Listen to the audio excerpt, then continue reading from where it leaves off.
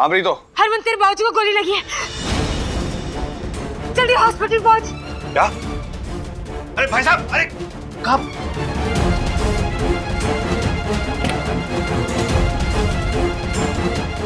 क्या हुआ?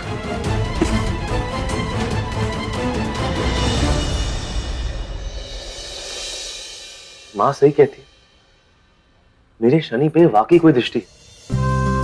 दुकान तक आया, ग्राहक भी वापस चले गए।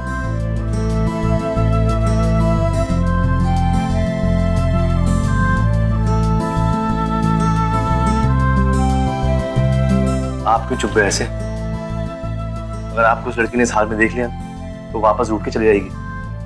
उसके बाद सीटी के पैसे कौन देगा? आप। लड़की कहाँ गई?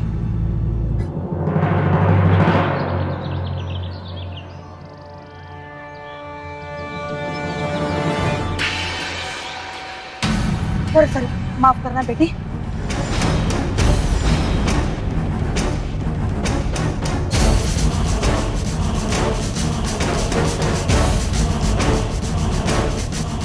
हे माता रानी, प्रसाद का गिरना तो अशुभ होता है। जल्दी चलिए, अलग से इसको सब ठीक हो जाएगा। चलिए जल्दी चलिए, जल्दी चलिए। वीर जी बिल्कुल चिंता मत करो, फिर ठीक हो जाना है।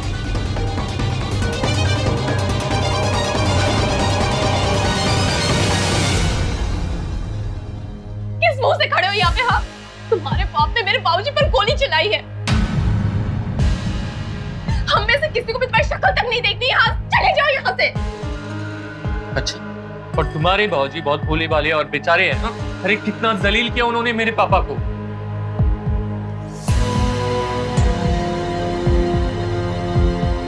किसको गुस्सा नहीं आएगा? और रावी, जो कुछ भी हो रहा है ना, उसका मुझे भी अफसोस है। रावी, बल्लू, वो बेवकूफ हो गए तुम दोनों हैं? जगह नहीं देखते, मौका नहीं देखते, कहीं शुरू हो जाते लड़ाई करना। बस हॉस्पिटल है ये। जी की हालत देखिए। चुप करो, बिल्कुल शांत रहो।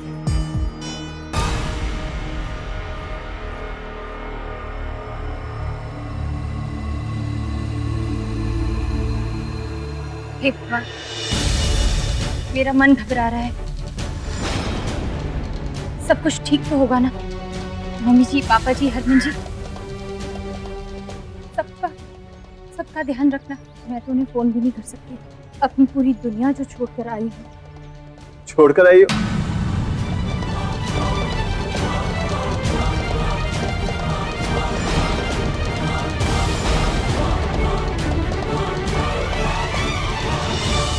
मुझे तो लगा कि तुम शायद अपनी दुनिया अपने साथ लेके आई, अपने दिल में, बस उसकी बात नहीं करती। अरे पंडित जी, अच्छी टाइमिंग है आपकी। अरे बताइए ना, ये दो लोग तब तक अलग नहीं होते जब तक उनके बीच का एहसास टूट नहीं जाता। फिर चाहे ये दुनिया भर से झूठ बोल ले, लेकिन अपने आप से कब तक झूठ बोलेंगी? जाओ, अपने घर जाओ। अरे अरे जी, सुनिए तो। अरे मेरी बात तो सुनिए, 2 मिनट रुकिए। अरे एक सेकंड, ये अपने घर चली जाओ। कहो तो मैं पहुंचा दूं।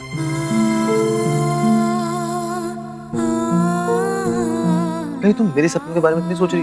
देखो, तुम मेरी मदद अपने घर जाके भी कर सकती हो। जो खिलौने हैं वो वहां से ही बेच सकती हो। यहाँ पे चाहो तो अपने ससुराल वालों से मेरे लिए पैसे मांग सकती हो। मैं घर नहीं जाना चाहती हूँ, और अगर आपको लगता है कि मैं आप पर बोझ हूँ, तो मैं कहीं और चली जाऊंगी। लेकिन मैं घर नहीं जाऊंगी। अब बीवियों को नाटक करना जरूरी होता है, और फिर झगड़े कौन से पति और पति के बीच में नहीं होते? सबके बीच में तो होते हैं। और अंदर से परेशान तुम ही हो रही हो, और कोई हो नहीं रहा है। तुम मेरी बात समझने की कोशिश कर रही हो या नहीं कर रही हो? सुरभि पुत्र, गाल सुन। बात मान ले, वरुण के मुंह लगने की कोई जरूरत नहीं है।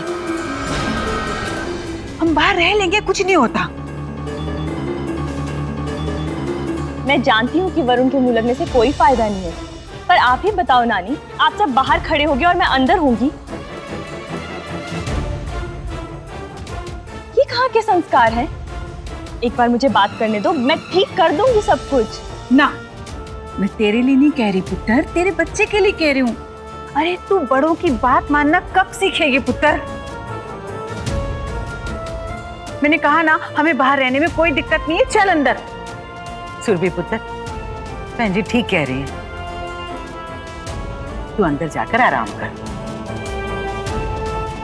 और पुत्र तू फिक्र ना कर, मैं हूं यहाँ। तो अंदर जा बेटे, जा अंदर तू। कैसी बातें कर रहे हैं आप सब? चल पुत्र चल।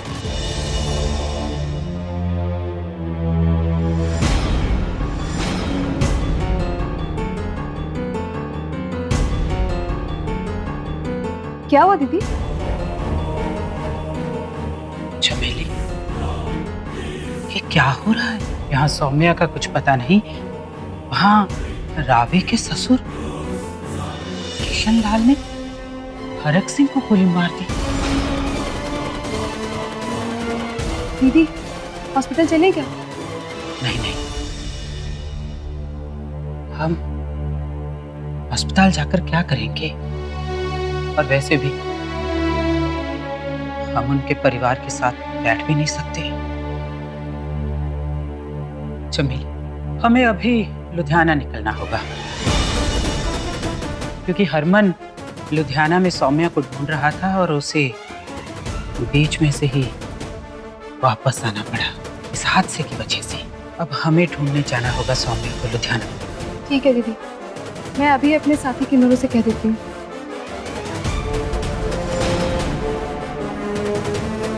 गर्मी कितनी बढ़ गई है ना, जिनके सर पर छत ना हो वो बेचारे कैसे रहते होंगे, और जिनके सर पर छत होने के बावजूद भी बाहर रहना पड़े, उनकी हालत तो और भी खराब होगी। मेरा खून खोल रहा है, नहीं छटंग में से, नहीं छटंग में से।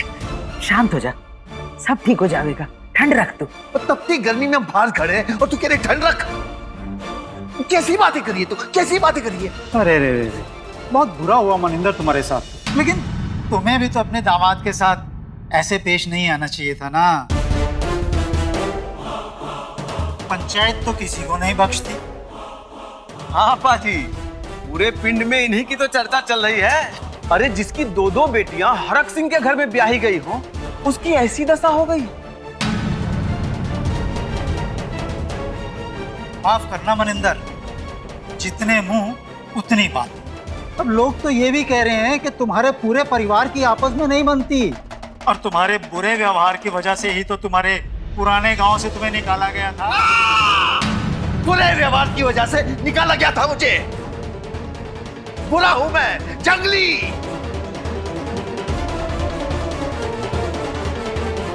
अरे जाओ ना, अपना काम करो, जाओ। मुंह क्या देख रहे हो? और जाओ।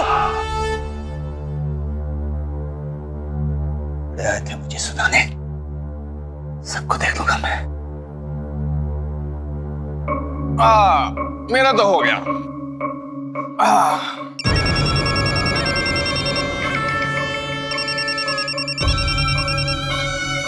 हाँ वीरन मामा जी, दसो की हाल है? तो वरुण, तो मेरी गल सुन। वीर जी को किशन लाल ने गोली मार दी। ओए हम उन्हें हॉस्पिटल में लेकर आए, तू जल्दी से आजा बस इधर। हाँ मामा जी, मैं भी आया।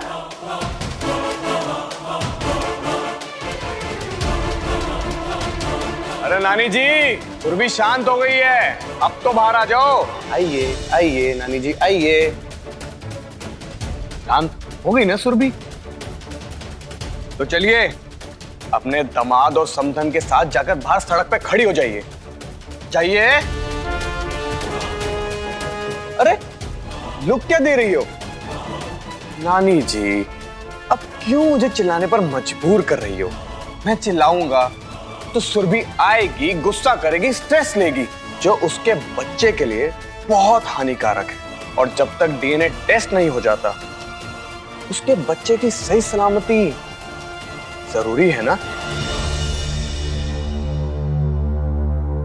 तो जाओ बाहर।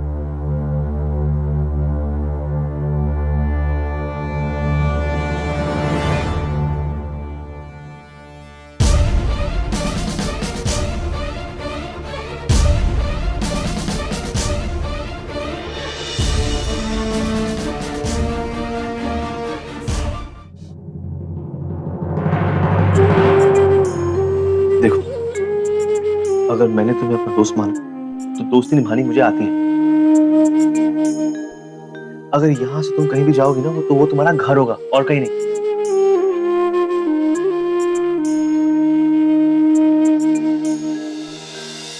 एक बात बताओ, आखिर तुम्हारे पति ने तुम्हारे साथ ऐसा किया क्या है जो तुम मुझसे इतने नाराज हो? क्या तुम्हें मारा, तुम्हें गाली दी?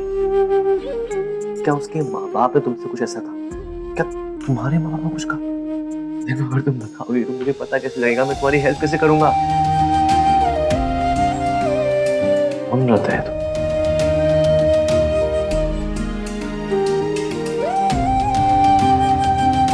आदित्य, आखिर तुमने अपनी बीवी के साथ ऐसा किया क्या है? याद है तुम्हें पूरा दिन करती, लेकिन तुम्हारे पास जाना नहीं चाहती। ओ,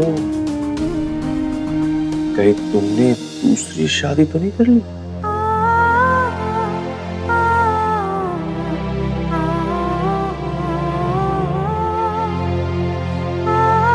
वो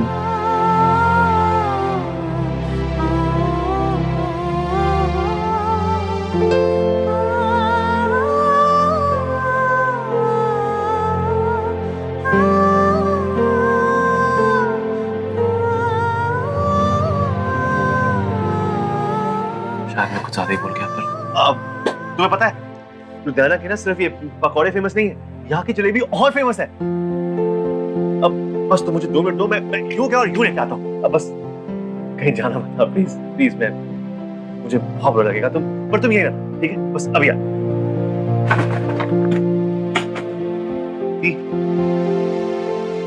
यही जाना।